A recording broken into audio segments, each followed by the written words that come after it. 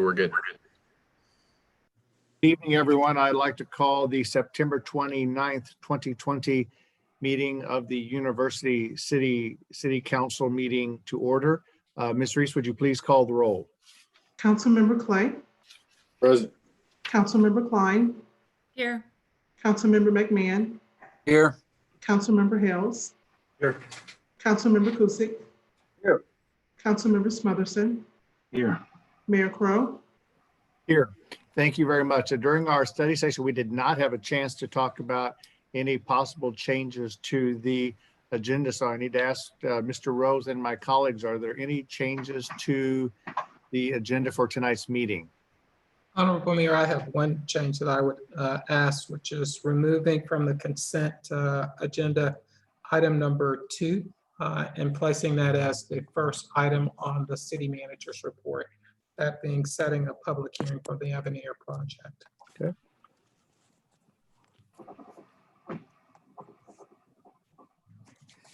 Any other requested changes to the agenda? Is there a motion to approve the city manager's request to move J2 to the city manager's report? Motion by Mr. Hales, seconded by Mr. Clay. Those in favor of approving the amended agenda, please signify by saying aye. Aye. Opposed? The ayes have it. You'll see there's a proclamation for the Extra Mile Day. So we'll move forward through that. Before I go into the approval of the minutes from September the 14th, I would like to take a moment, and I know my colleagues join me in congratulating Dr. Sharonica Hardin-Bartley for being named by the St. Louis American Foundation as the Stellar Performer in Education for 2020. This follows being the 2019 new Superintendent of the Year. And so as a parent of a U City grad, and I know many my colleagues are U City grads or have kids in schools, on behalf of all of us, we'd like to thank Sharonica for her dedication to our kids and always striving to make our school district a little bit better and our educational experience challenging and rewarding for all of our students. So to Sharonica, congratulations on another well-deserved award from all of us. Thank you. You have before you the minutes of the September 14th, 2020 regular meeting. Is there a motion that they be approved? Motion by Mr. Smothers and seconded by Ms. Klein. Is there a discussion? Hearing none, all in favor, please signify by saying aye. Aye. Opposed? The ayes have it. Mr. McMahon. Thank you, Mayor. I would like to appoint or nominate for appointment Linda Mantle to the Gallup Commission. Motion made by Mr. McMahon. Is there a second? Second. Seconded by Mr. Hales. Any discussion? Hearing none, all those in favor, please signify by saying aye. Aye. Opposed? The ayes have it. Mr. McMahon.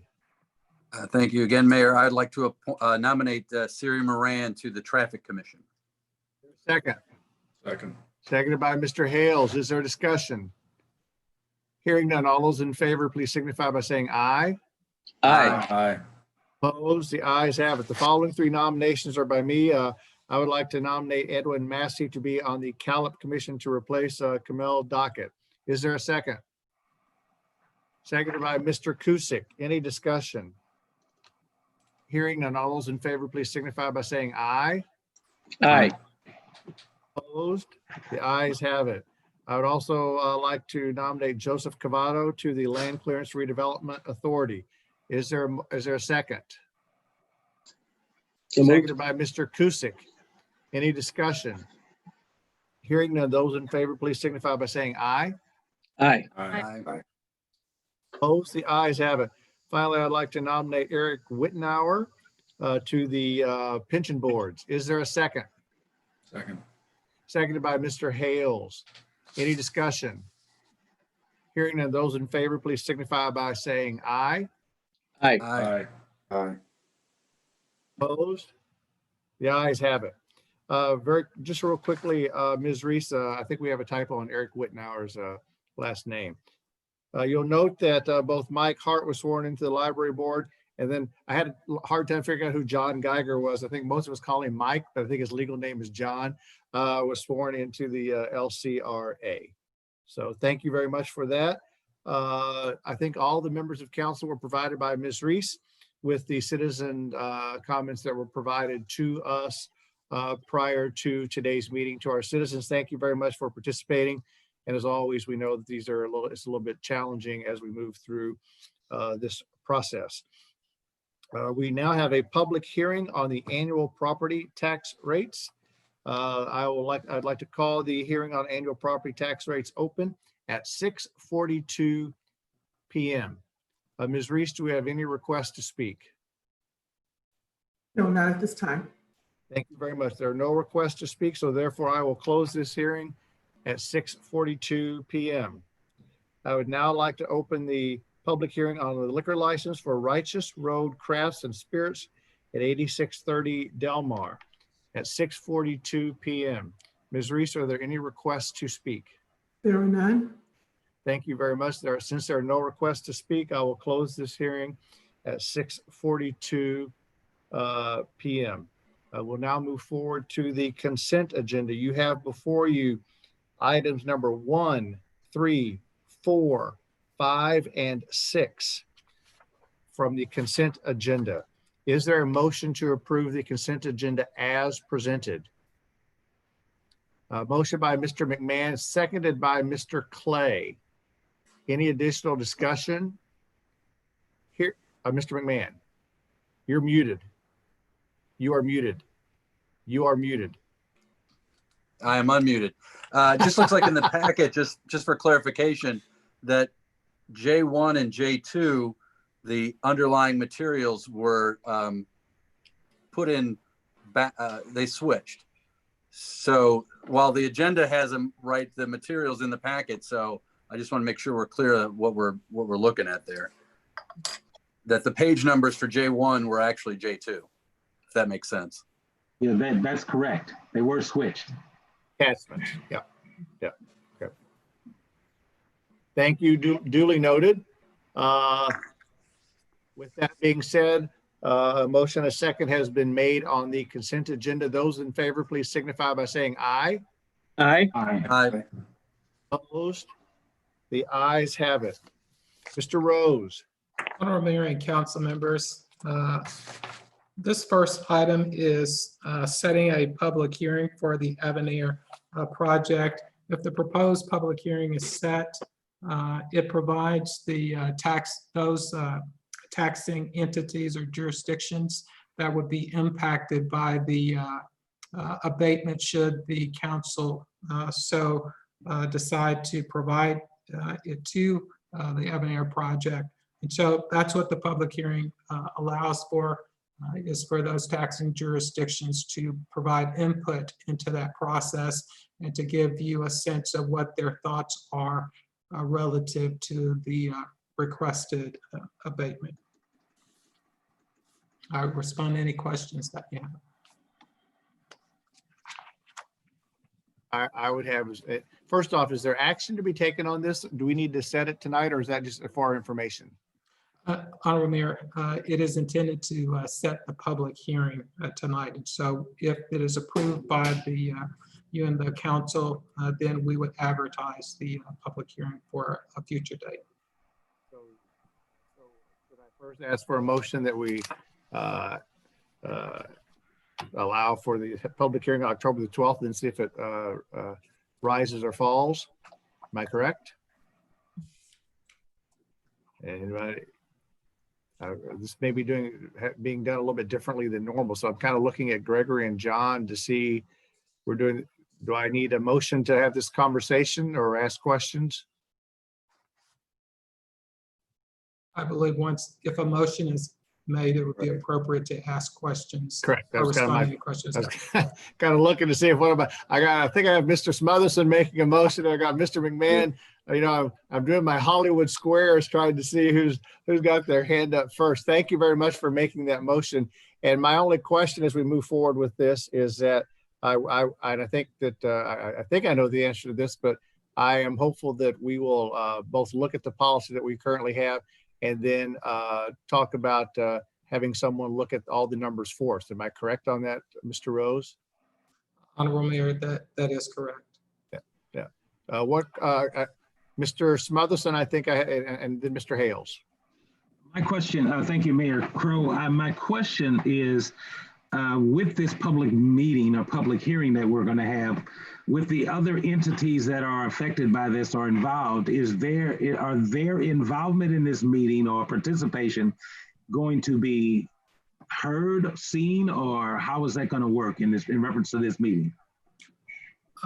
Honorable Mayor, Mayor Pro Tem, if the various taxing jurisdictions have comments to make, they would make those in writing and provide those written comments to the city clerk to be presented to the mayor and council. Will we then read them into will it be read at the meeting, or will we just have access to them like we do typically normally with the other meetings? Honorable Mayor and Mayor Pro Tem Smotherson, that's the discretion of the council. Okay. Mr. Hales. Thank you. Following up on Councilman Smotherson, the notice of the public hearing, do they actually get notified directly through some communication from the city of the hearing, or is this just publicly posted?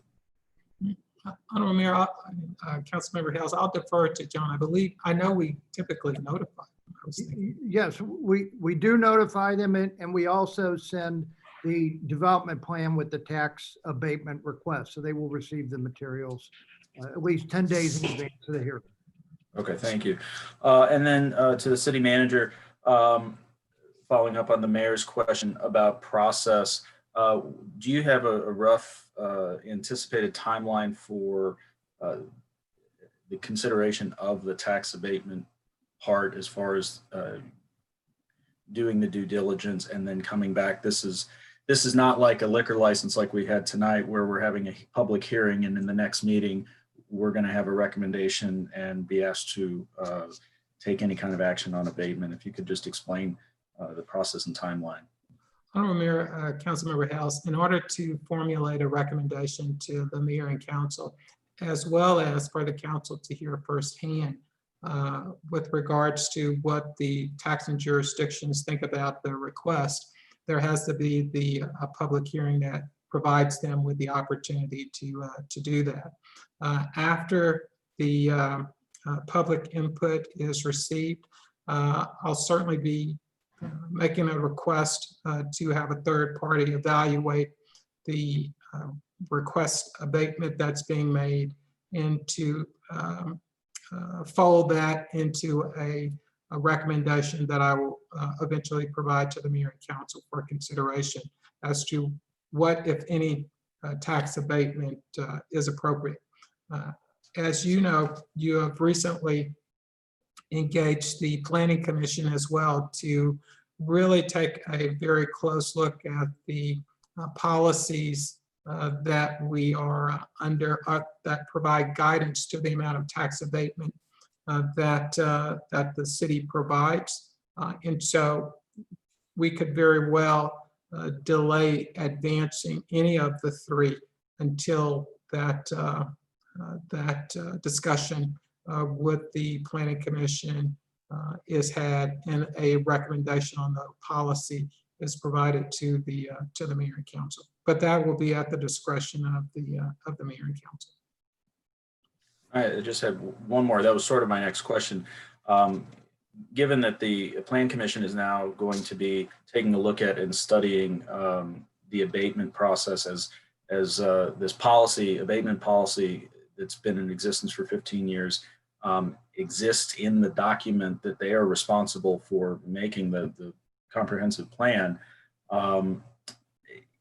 would it be, and I don't know how to make this suggestion, but would it be appropriate? I don't necessarily want to delay this process because I think there's a lot that's going to have to take place, but I think Plan Commission in their next meeting is looking to have a discussion about about the abatement and look at this. And I just kind of think it would probably be appropriate while they're looking at Delcrest to be looking at this as well.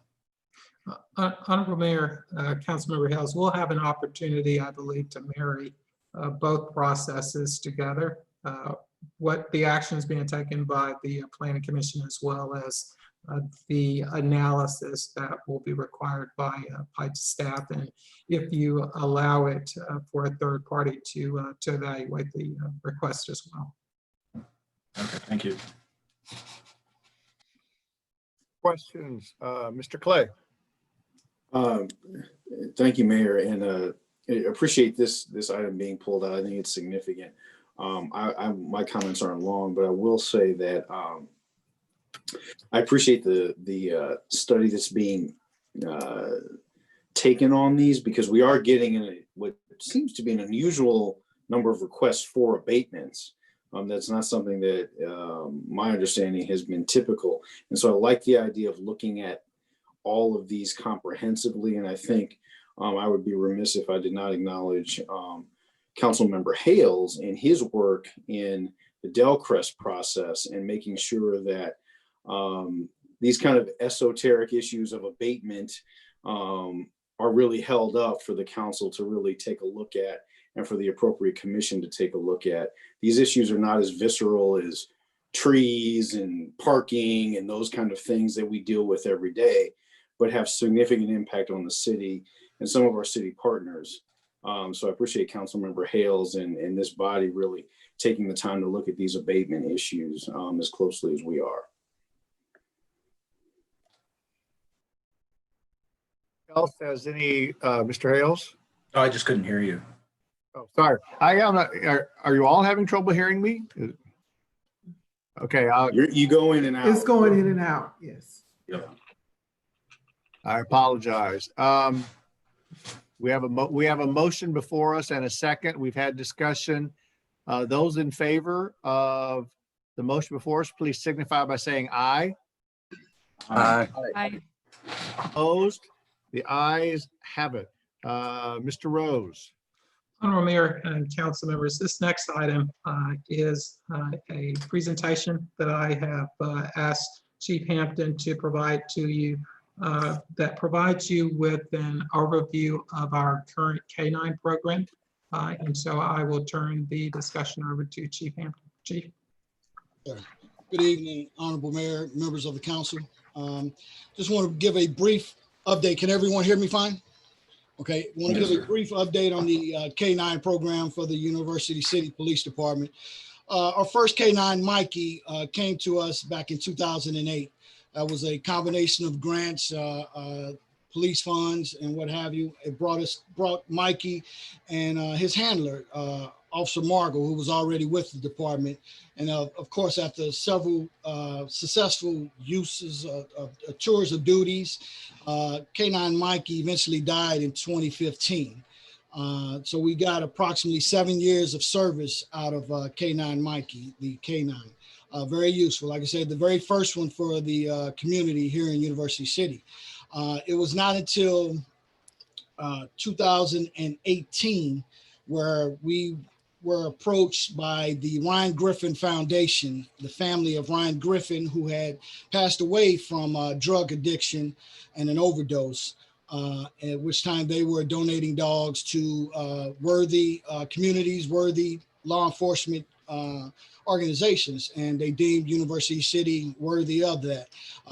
You all, as the council and the mayor, we accepted that donation, and that was K-9 Rhino. K-9 Rhino is currently still with us, along with all of the certifications that they have to go through, the K-9, as well as their handlers, Amp Water. And Amp Water is you'll see spelled out without as for what it means, and the organization is accredited through other national organizations and what have you. So literally they provided the K-9 Rhino, and they provided the training at that particular time. You'll see a picture of Rhino as well as the presentation at the council meeting at that time. That was back on December the 13th of 2017. He had to go through some rigorous training, approximately 5 to 8 weeks of training, depending on the level of the training and depending on the level of the expertise of the handler and the canine. Canine Rhino is still in rotation with us. We added a second dog in which was Canine King. Canine King and Canine Rhino are dual purpose dogs, meaning they can search for drugs, they can search for missing persons, they can search for tracks. I.e., we have a bank robbery at let's say Sobib Commerce Bank, and the suspects flee on foot. That's a track that we have to either get another jurisdiction to come in and do, whether that's St. Louis County, St. Charles, Overland, other departments with canines. We started to provide our own services for those purposes.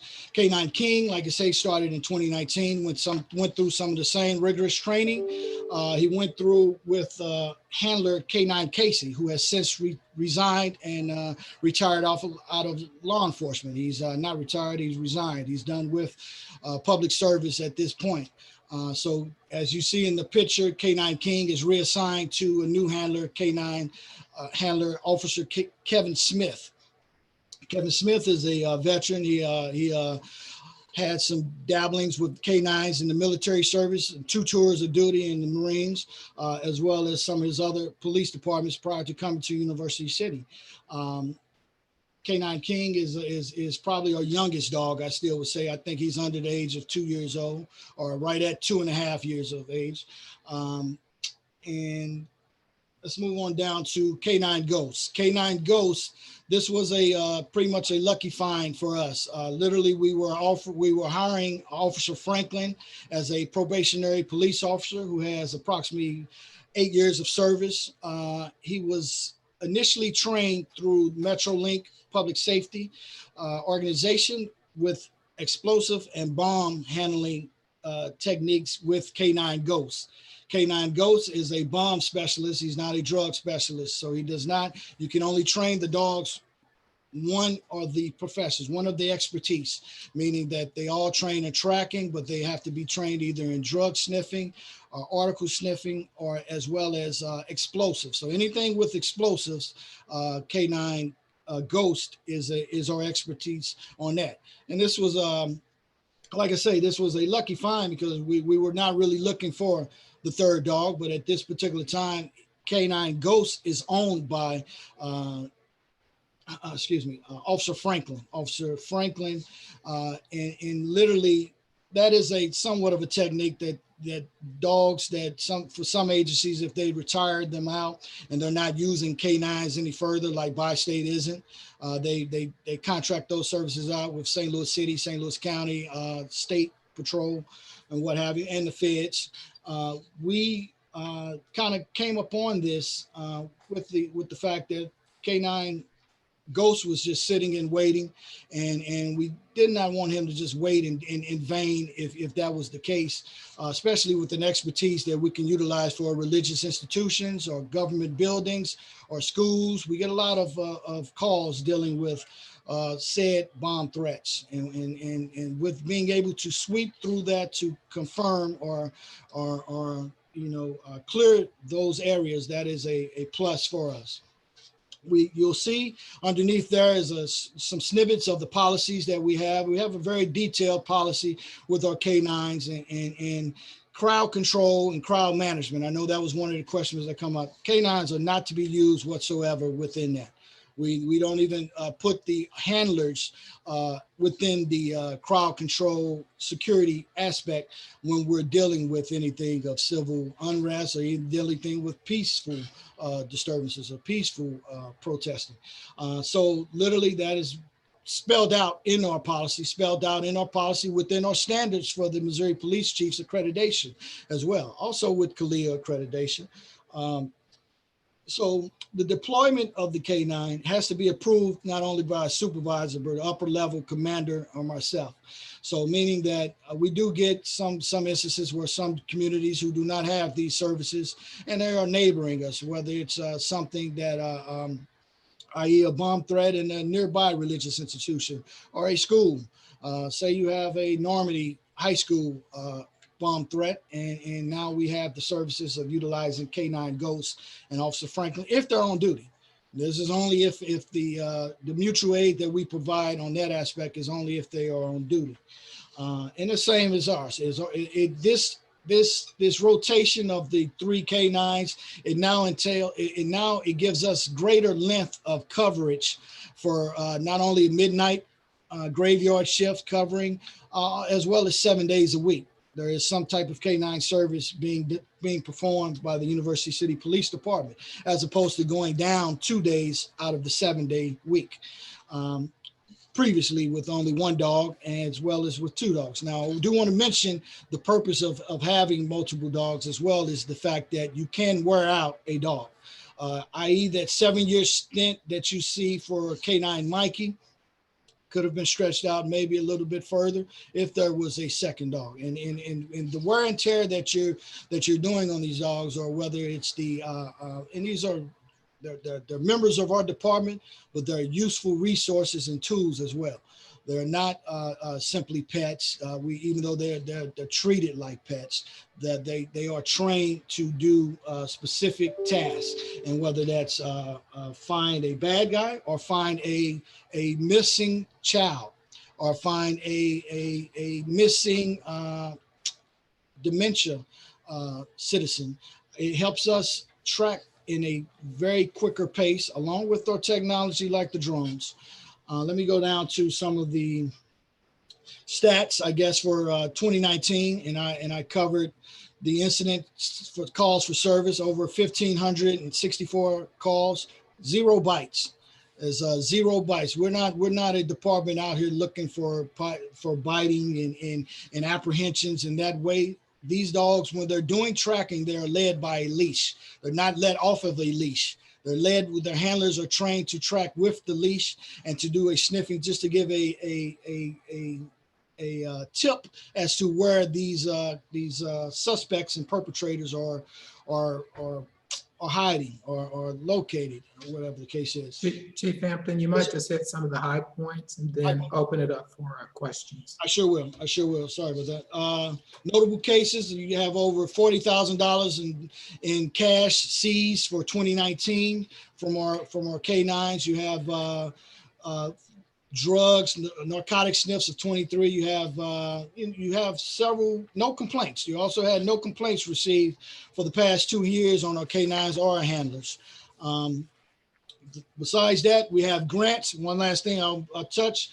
It's a $10,000 grant that we're currently in the running for. We have numerous organizations that donate to us for our cost and literally funding of this program. So that's all I have right now, and I will open up for any questions. Questions do we have from members of the council to the chief? Ms. Klein. I just wanted to say thank you for the information. I know that there's been some confusion in the community, and so this is something, that we want to talk about and get the correct information out there.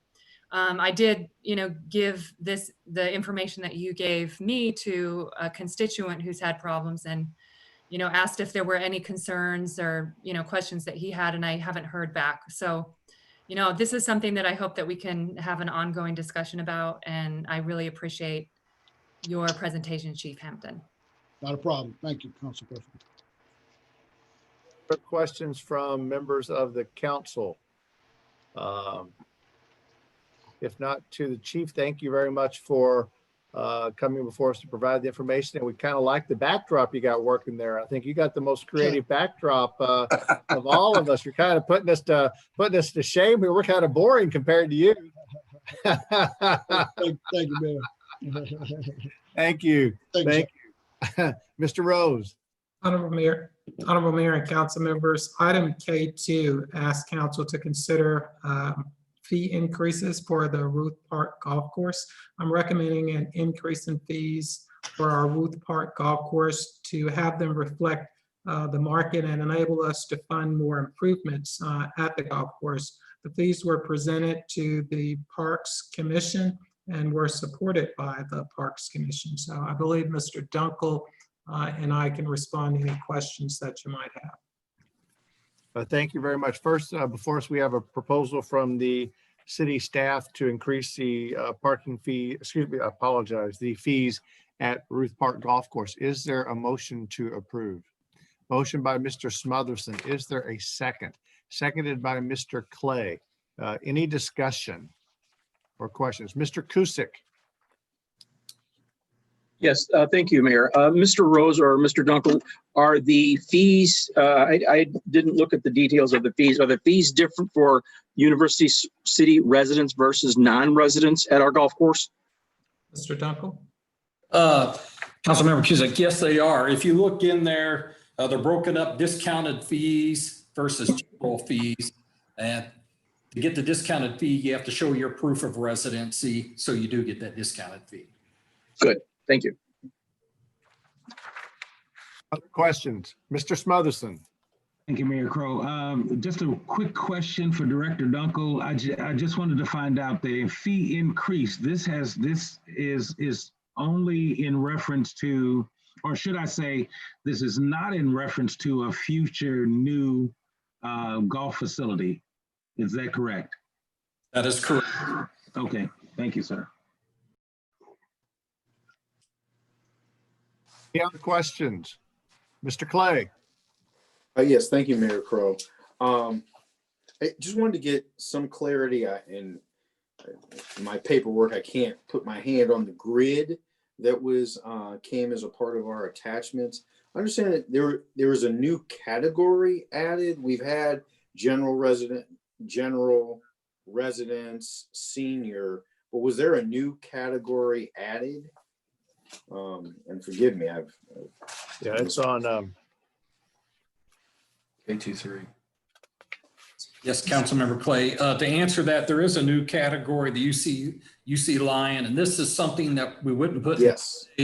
right away. This would be something down the road as we look at fees and charges to Centennial Commons, that there would be kind of like a premier membership, the UC Lion membership, and there'd be benefits to it which would reflect this. Okay, so As part of that benefit. okay, so this is the UC line is associated with a program that's not yet active. Yes, but the rest of these would be go into play if approved. Okay. All right. Thank you.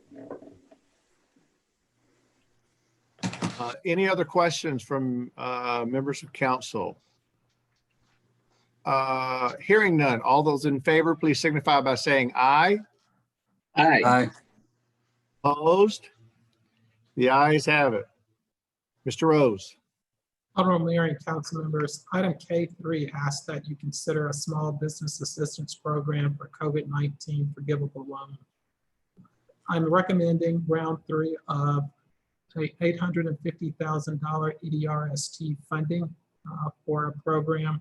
The minimum amount eligible businesses would receive is $2,000 and the maximum would be $15,000. A goal of 25% of the funding would go towards minority and women-owned businesses. I'm happy to respond to any questions that you might have. I believe Mr. Cross is on here with us. I am. Questions from members of council? Mr. Clay. Yes, thank you, Mayor. How many, so we know there were very specific criteria for the first 2 rounds. How many businesses do we think might be eligible in this 3rd round? I guess my first question is, how many businesses do we have overall? And then how much do we think would be eligible for this 3rd round? Councilmember Clay, I can't answer the total number of businesses because it rotates, but I think the goal here was to provide the remaining businesses that did not contribute to the EDRST contributions, the availability for this program. Because if you recall, the prior programs were really only for those businesses, or the primary qualification was for those businesses that contributed to their 2019 EDRST contributions. The goal was to give them the opportunity to apply and get those funds that they've contributed. So I think what we were focusing on was any remaining businesses throughout the city that were qualified based upon being legitimate business prior to this, to the COVID-19, would be eligible to come to us and seek this assistance. And correct me if I'm wrong, last time, and I could be mistaken, payments could not be used, funds could not be used for rent.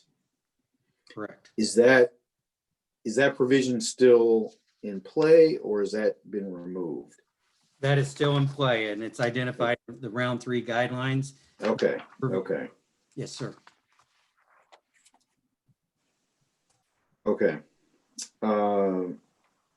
That's what those are my questions. Thank you. I have a couple if I can jump in. One is, I understand the minority participation, women-owned businesses, and I think that I get the sense both from council and from EDRST that we really do want to help as many businesses as we can. And if towards the end of the program, if we have not used the percentages by request from businesses that are either from minority-owned businesses or women-owned businesses, are we going to leave that percentage in, or is that just a goal that we have? And then if we have other requests we can fulfill, because I do want to make sure that there are funds for all minority-owned businesses and women-owned businesses that apply. If in fact we don't have a lot of applications and we're getting towards the end of this, are we going to flex it, or are we not going to flex it? Honorable Mayor, I could share with you that it would be my intention to expend the entire 850,000. Certainly the minority and women-owned business, 25% is a goal. And we hope that we would be able to achieve that. But if through the application process, it becomes evident that that is not going to be achieved, I would expend the remainder of those funds and would note to the mayor and council when I intend to do so. Other question I have, which I think may be a theme for me from previous years on the council, but I would like to state again that I would like to have a clawback provision in these loans, and we agree that they are forgivable loans. But I hope that my colleagues agree with me that the last thing we really want to have happen is to loan someone a significant amount of money on a forgivable basis, and then they move their business someplace else.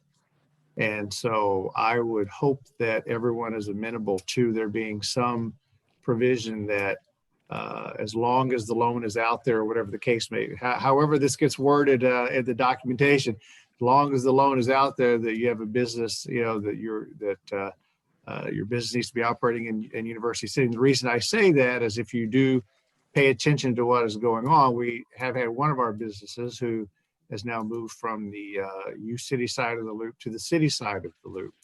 And if they had a chance to get this loan, which would be perfectly fine, and then they moved to the other side of the loop, we sort of didn't necessarily benefit our own community, even though I realize that line gets a little frustrating to everybody. It's just, in my mind, our EDRST funds need to be used for businesses located and employing people in University City. So.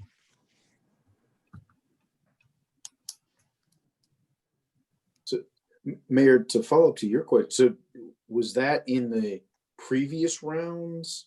Okay, it was not. Well, So- yeah, and I think in the previous rounds, also the amounts were small. These amounts are bigger, and they're Right. going to people who have not contributed funds. So, and I do apologize. I probably did not ask for a motion for this up front, if I'm correct. And I believe Ms. Reese, I have not asked for a motion yet. Can I real quickly, get a motion for this was first by Mr. Smothers and seconded by Mr. Hales. Thank you.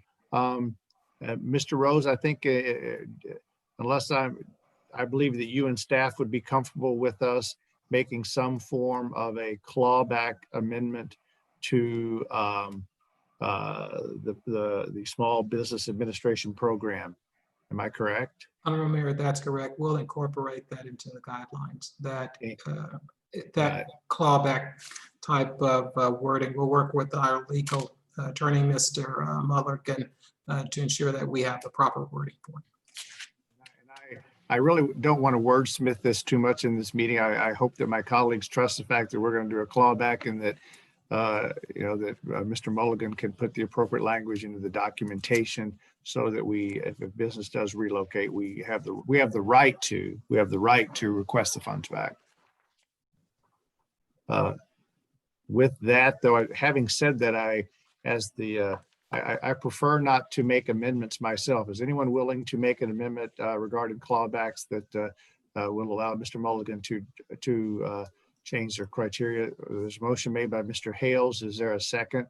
Seconded by Mr. Smotherson.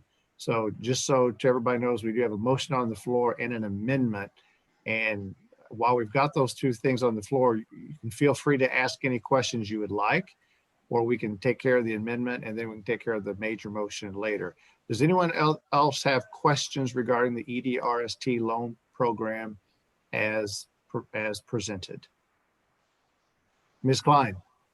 So I just was wondering, is this the final round? My understanding that it was, and how long will the application process be open for these? Honorable Mayor, Councilmember Klein, this is the final round. I believe Mr. Cross has the details on Yes. the round period. Yeah, what I put on this, when it originally went to the EDRST, I mean, it was just the draft, but one of their recommendations, as we talked about it, was to evaluate the time frame. What I put in there was from October 1 through December 31st. So this initial one is set for 90 days. So if you feel that we need to extend it later into 2020 or early into 2021, we'd be happy to do so. But kind of with everything we're doing with the COVID crisis, we're looking to the end of the year and then kind of reevaluate and see what we can do to move forward after that. So if the funds weren't all used, would they then, the period be extended? Is that kind of the idea? We'd probably just, I'm sorry, Greg. Honorable Mayor, Councilmember Klein, if the funds are not all expended by the end of December, the intention would be to bring that information back to the council and seek further direction. Okay, thank you. And yeah, the EDRST has been pretty clear that they believe that these funds should be used. And if they're not used, I think we all assume that the financial part of this crisis is easily going to be continuing into 2021. And if there are ways for us to use this set aside, the EDRST would like to and would bring that back to council, I think, in as efficient way as they possibly can. So I believe Mr. Mulligan wanted to step in for a moment. Mr. Mulligan, you are muted. Thank you. Mayor, to your concerns about a clawback, I think and Mr. Cross may elaborate if I'm misstating this, but the program guidelines have criteria. Those are set out in the packet. And in the event the conditions are not met, it's a loan instead of a grant. And so that is a form of clawback, and that it will be a loan. And secondly, for any disbursement of funds over $4,000, it's to be in quarterly payments. And my understanding is that before each quarterly installment is made, staff may make a determination as to whether or not that business is still qualifies for this particular program. Is that correct, Mr. Cross? Yeah, that is. But I think what I'm hearing is the additional protection of they complete it, and 30 days later, technically they could walk away. They were in compliance. So if I'm understanding correctly, what I'm hearing is after the loan or forgivable loan is provided and the applicant is in compliance, how do we ensure they stay in University City, or at least know that their intent was to stay in University City? So I think what I would look at is some sort of callback where you like on a yearly time frame. If you remain 3 years after the closeout of this grant, then you don't have to worry about it. I treat it like a housing program. If you leave within, on year one, then you gotta pay back 2/3 of it or something like that. I think there's a couple options we could look at, and if maybe I'm misunderstanding, but I think that's what I'm hearing. In addition to defaulting on it, we want a callback provision if they walk away after they complete the program. Yeah, Honorable Mayor and Council, I think we have enough direction from you on that, that we can put together the wording that that's appropriate. Mr. Clay, Yes, forgive me, Mayor. I did forget something. When this was announced, there was, for round one, there was some significant outreach to the community. That's been several months ago. Now that we're doing round three with a much more expanded eligibility, what is the outreach going to look like? Honorable Mayor, Councilmember Clay, we'll continue to, we have a list now of all of the businesses that receive a weekly newsletter from the city. And so we will certainly put information into that. We'll continue to have a very strong presence on social media. And I think that we'll talk with our consultant that we brought on board that will provide us with even more direction in how we ensure that we get the word out, even if that means putting together flyers and simply posting those on some of the various businesses around the city. So the intention is to make sure that we do a very good job with communicating the program. any other questions or comments from members of council? Hearing none, you have before you an amendment to the proposal. Let's take the motion, let's take the vote first on amending the motion, which would have a clawback provision. Those in favor of the amendment, please signify by saying aye. Aye. Aye. Opposed? The ayes have it. Now before you, you have the amended proposal for the Small Business Administration Program as provided by City Manager Rose and Mr. Cross. Those in favor, please signify by saying aye. Aye. Aye. Opposed? The ayes have it. Thank you very much. Mr. Rose. Mayor, council members, item number K4, I'm recommending approval of the transfer station scale new roadway project construction at an estimated cost of $35,000, reallocation of $25,000 from the solid waste CIP route management project, and new allocation of $10,000 from the solid waste fund reserves for funding the project. And I believe we have Mr. Alpasan on here with us to respond to any questions that you might have. Thank you very much. Before we move to questions, is there a motion to approve the transfer station scale proposal as presented by Mr. Rose? There's a motion made by Mr. Kusick, seconded by Mr. Smotherson.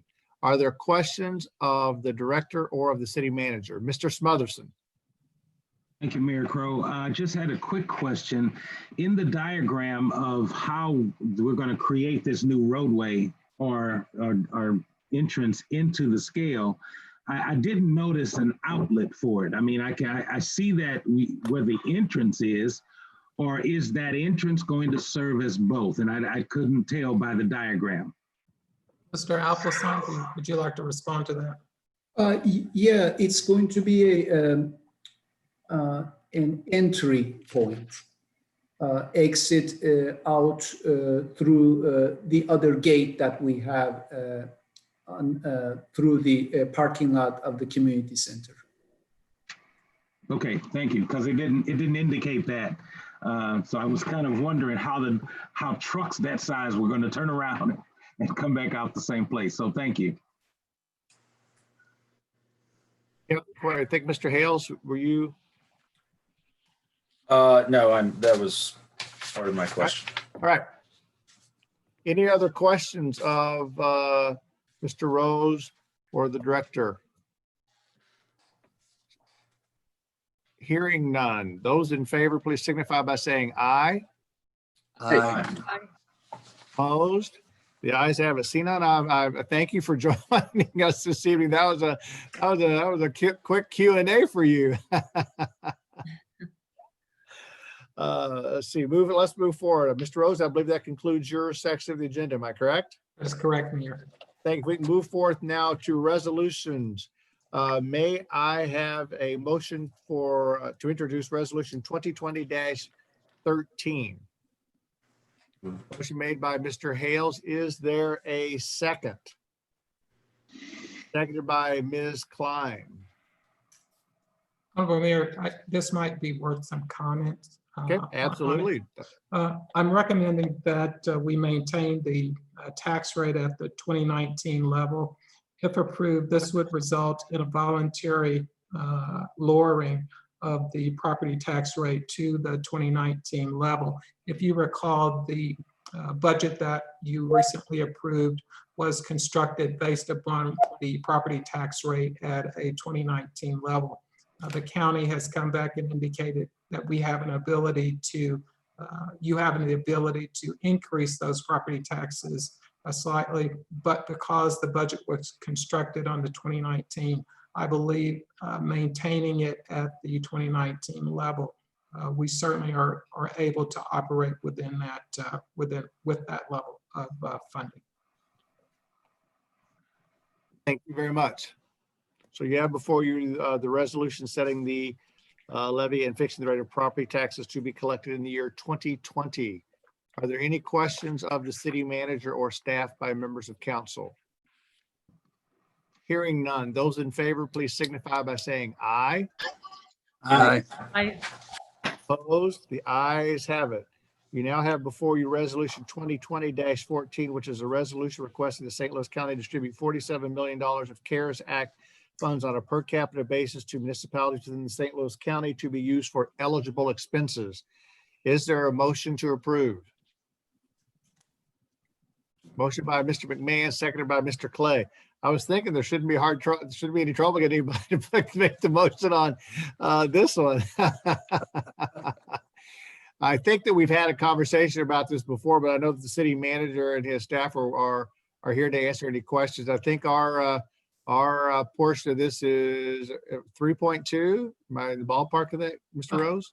Honorable Mayor, if approved by the council, we would be applying for $2,432,499. I kind of overextended on that one, didn't I? I apologize. Okay. Thank you. Thank you. There's any questions? Mr. Smotherson. Yes, sir. Thank you, Mayor Crow. Just quickly, it seems like we've done this before, haven't we? I mean, is this just simply to ask the county to distribute the money because we've already approved the per capita process, if that's correct? Did we not? Honorable Mayor, Mayor Pro Tem Smotherson, the council approved the resolution that encouraged the county to distribute the funding on a per capita basis. And so I believe that your resolution, as well as others throughout St. Louis County, jurisdictions throughout St. Louis County certainly had an impact. And now they have come back and have agreed to distribute a total of $47 million to the jurisdictions within St. Louis County.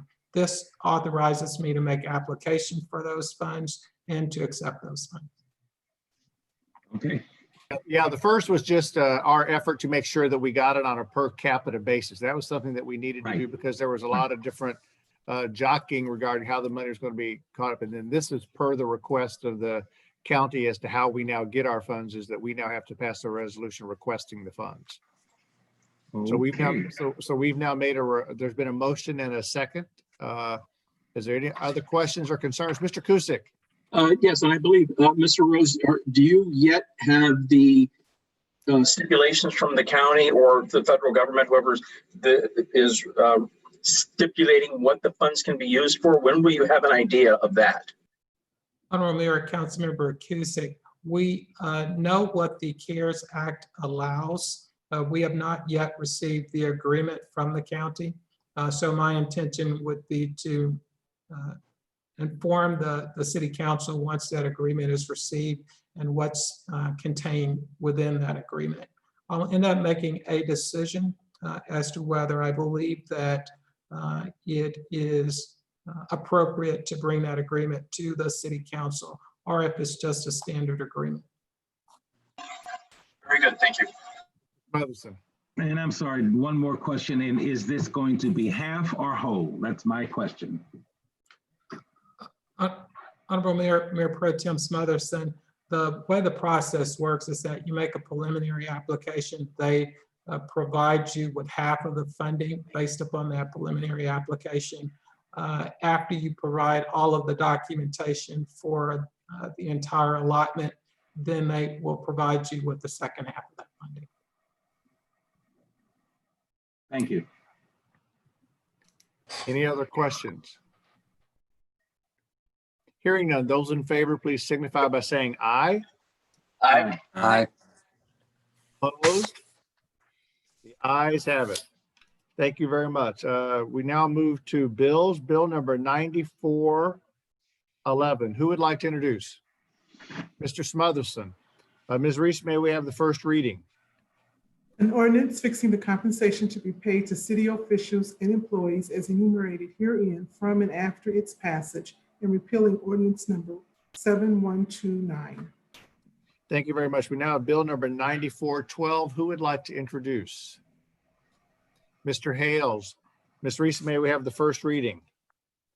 An ordinance amending chapter 400.070 of the municipal code of the city of University City, Missouri, relating to the official zoning map by amending said map so as to change the classifications of multiple properties from general commercial, single-family residential, medium-density residential, and high-density residential office to planned development mixed-use district, and establishing permitted land uses and developments herein containing a savings clause and providing a penalty. Thank you very much. We now move forward into council reports and business. Are there any reports to be made by members of council at this time? Mr. Clay. Yes, thank you, Mayor Crow. Began my journey with the library board as their liaison. So attended the first meeting. They did have a public meeting, public hearing addressing their tax rate. They are in the throes of planning for their construction. As we know, that a bond was recently passed, and so they were delayed because of COVID and some other issues, but that process is underway. Library is still providing services. Clearly, it looks different than what we are accustomed to, but they are still providing services to our community. Drive-up services can be applied for, can be accessed for some of the things that the library does. And they are offering, and you may want to call the library for details, but $5 worth of free printing. So if folks in the community need to print out documents, they don't have access to some of the amenities they were accustomed to, the library is offering $5 worth of free printing. So that's something our citizens may want to take advantage of. No, thank you. Any other comments from members of council regarding reports? Oh, yes, Ms. Klein. I just had a question. It was brought to my attention. I started on the Historic Preservation Commission this month.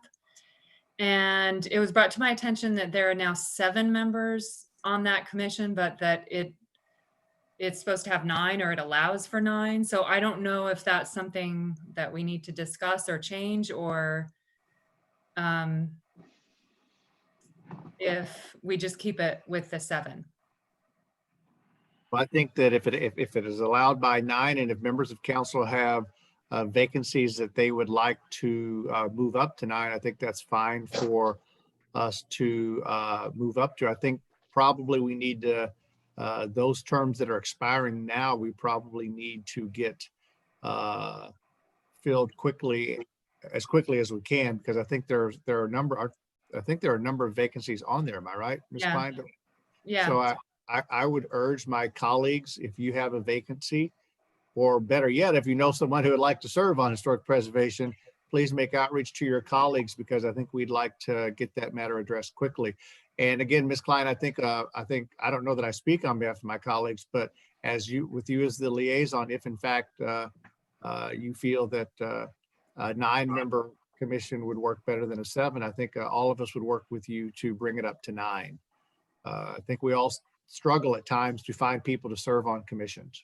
Yeah, that was my thinking. And one of the members that's retiring is an architect, so we need to replace him with an architect. So think that's kind of a call out by your colleague, by the way, to all the rest of us, if we know architects in any form or shape, by the way. Mr. McMahon, is that all, Ms. Klein? Yes, thank you. Thank you. Mr. I have McMahon. two that live next to me if you need to tap into them. Sounds good. Great. By the way, Alita, that's probably not a bad way to get one filled pretty quickly. Anything else before we move into closing comments? Hearing none, members of council, do you have closing comments? Mr. Hales. Just had some incidents around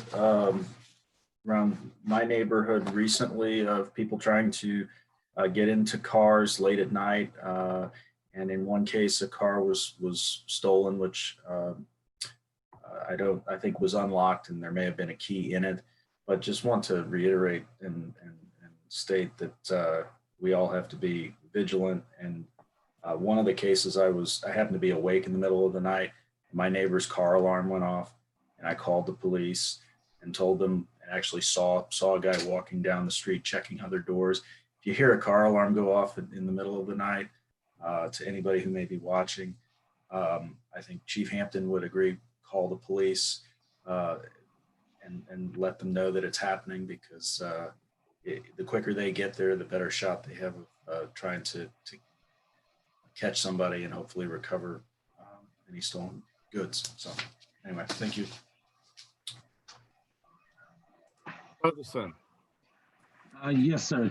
I just wanted to add to what Councilmember Hales mentioned, and that is about people breaking into or checking unlocked cars. First of all, the first thing that I want to ask is the city manager, Rose, is there a way to put out like a 9 o'clock alert? And this may be something that we're doing or not doing, but I just wanted to mention this.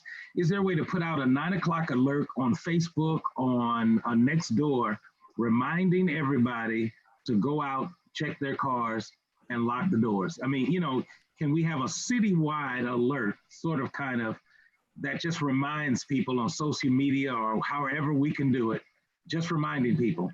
And I mentioned that, and I'm glad Councilmember Hales mentioned this, because my son and I like to sit out on the front porch. And one evening, my son was sitting on the front porch and literally watched a young man walk down the street, going into driveways, checking cars. And he walked all the way down the street. He didn't see my son sitting on the front porch until he literally got to the front of our house. And then he took off. But that's what I'm asking. Is there a way to send out some kind of neighborly alert to remind people at 9 o'clock, lock your doors?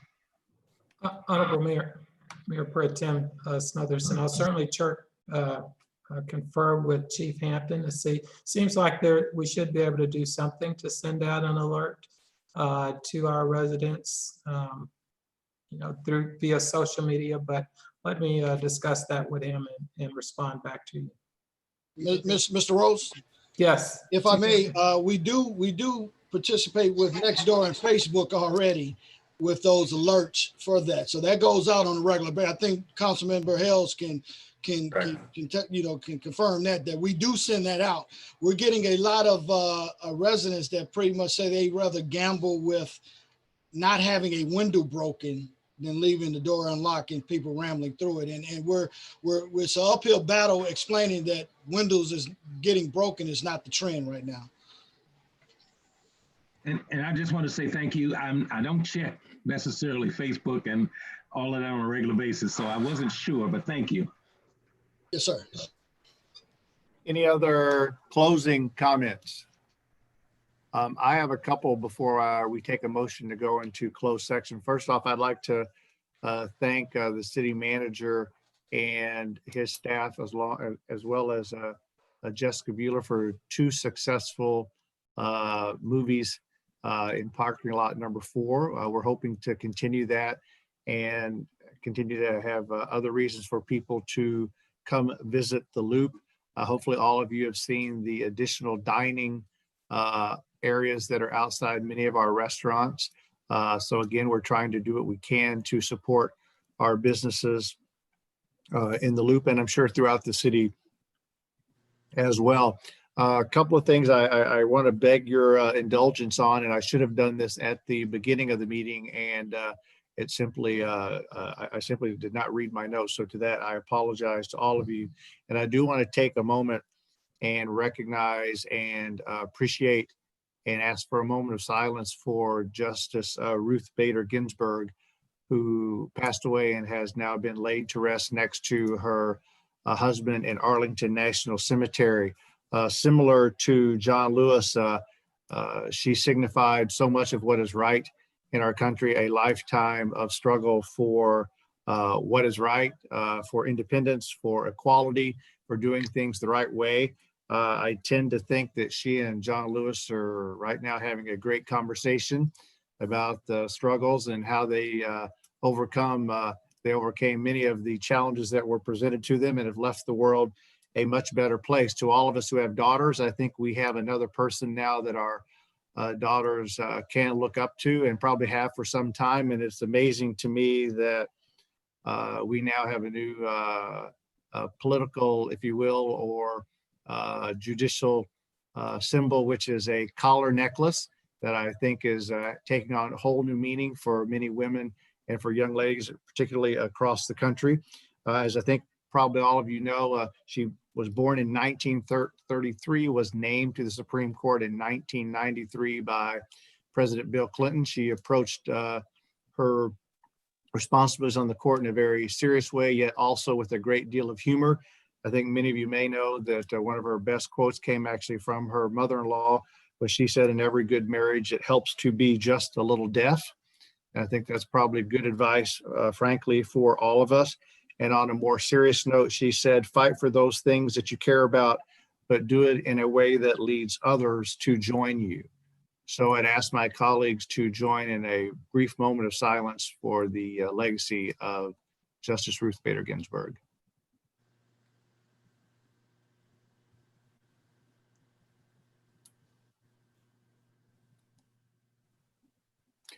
Thank you very much. I would now ask for there to be a motion for us to go into closed session according to Missouri Revised Statute 610.021, legal actions or causes of action regarding a public governmental building, public governmental body, and any confidential or privileged communication between that body or its representatives or attorneys.